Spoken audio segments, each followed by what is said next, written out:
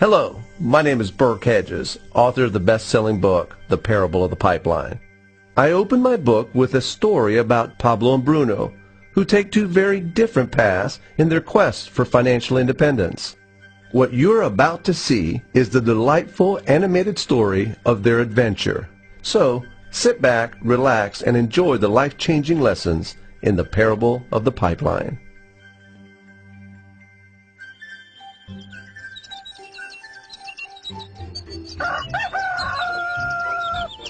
Far away, in a small village, near a beautiful valley, lived two friends, Pablo and Bruno. They were both young and dreamed of a better life for themselves. They'd often discuss their dreams about how they would become the most successful men in the village. They weren't afraid of hard work, and they searched for opportunities to help realize their goals and achieve their dreams. One day, an opportunity presented itself.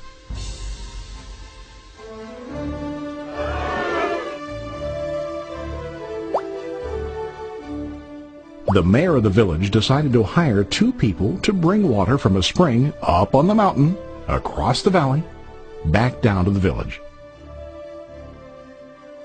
They were to be paid based on the amount of water delivered to the village. Bruno and Pablo enthusiastically got to work. Every day, from morning till evening, they carried buckets to and from the spring. They worked hard, carrying water to the village. In the evening, they'd return home with their day's wages.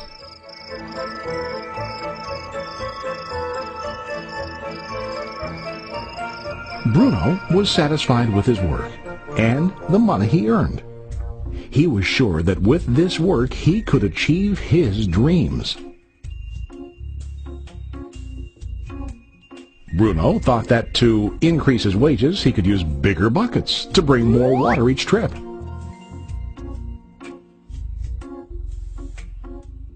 He believed with a larger income he would soon be able to buy a cow and the house that he dreamed about.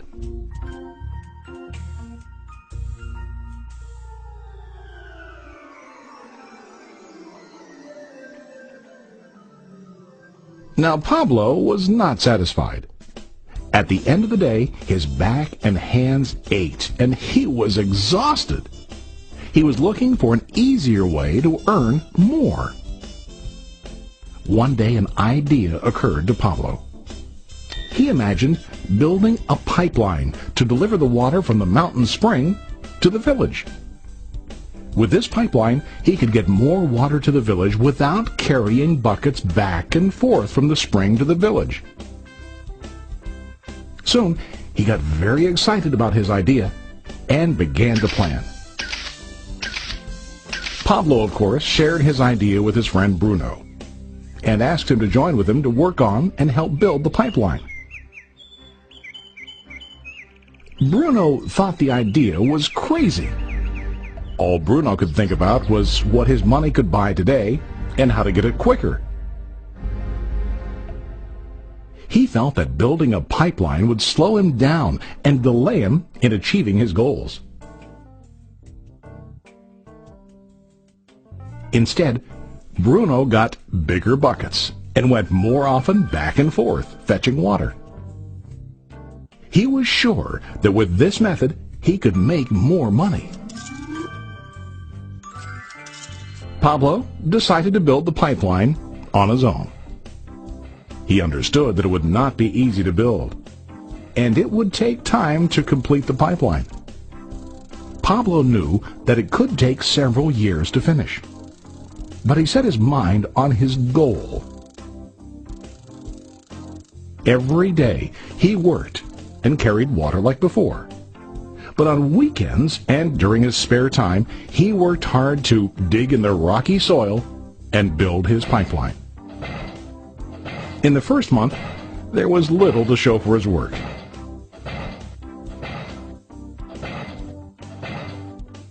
Bruno and the villagers laughed and teased him. They called him Pablo the Pipeline Man. During this time, Bruno's income doubled. He already bought a cow and a bigger house. His lifestyle changed. He now spent time after work in the bar, enjoying his hard-earned wages from delivering water.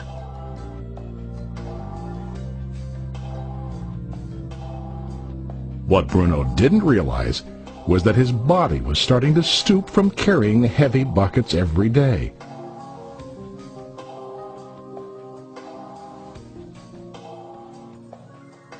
His face looked worn and his body tired. Soon, he began to carry less and less water due to the wear and tear on his body.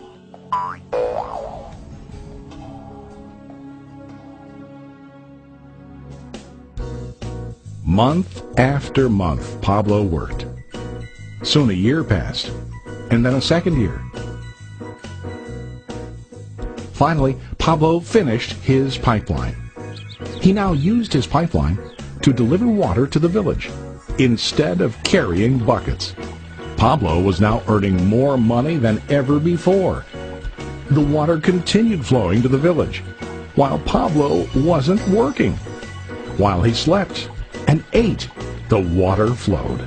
Pablo was happy and proud of his insight, persistence, and hard work. Now his income flowed as long as the water flowed through his pipeline.